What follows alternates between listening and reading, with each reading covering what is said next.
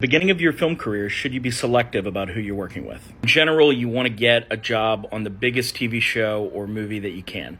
So you want to go work for Christopher Nolan before you do some little $300,000 indie. It's better to be working at the lowest possible level on a big show than it is to be the writer, director, producer, and DP of a short film. In fact, you should be very wary of things that you learn on short film sets. A lot of those people are volunteering their time. They're not necessarily professionals, especially if it is a film school short. Like, those people are just not professionals. They might know a little bit, but in general, they don't know how sets run and they don't have professional instincts yet. There's absolutely nothing wrong and everything right with starting at the bottom. Film works on an apprenticeship system, and you want to apprentice yourself to the best people who are the most knowledgeable.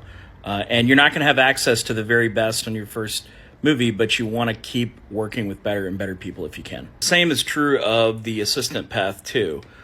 You want to work at a big agency at the very bottom rather than a very small agency where they're going to make you an agent after like a week. You want to work for a very big producer before you work for a very small producer. Now, you might say to yourself, I don't know who's big and who's small. Well, that's where IMDb is your friend.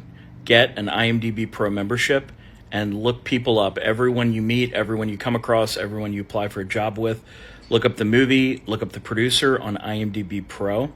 And the producer should have multiple credits that say producer and executive producer on feature films, not shorts. And those feature films should ideally have a couple of recognizable faces, preferably name actors that you recognize, like Matt Damon, George Clooney, Emily Blunt. Ideally, they have the producer and executive producer credit on movies with major cast. And be very wary of people that do not have credits on IMDb. There are some people that walk around and they're like, I don't play the IMDb game. Everyone plays the IMDb game. Everyone. In fact, if you've got anything going on at all, you're actively trying to get stuff removed from IMDb Pro. People are always adding me to stuff I'm not a part of. Maybe I just consulted for them and I don't want a credit on their movie and they're adding me anyway. I'm trying to get my name off of those movies. If you look someone up on IMDb Pro and they don't have real credits, be very suspect. They probably don't really have anything going on. A good rule of thumb is if you're not constantly learning things, then you're probably not in a good situation. Still, my rule of thumb today, if I'm not learning, it's time to make a change and go work with different people.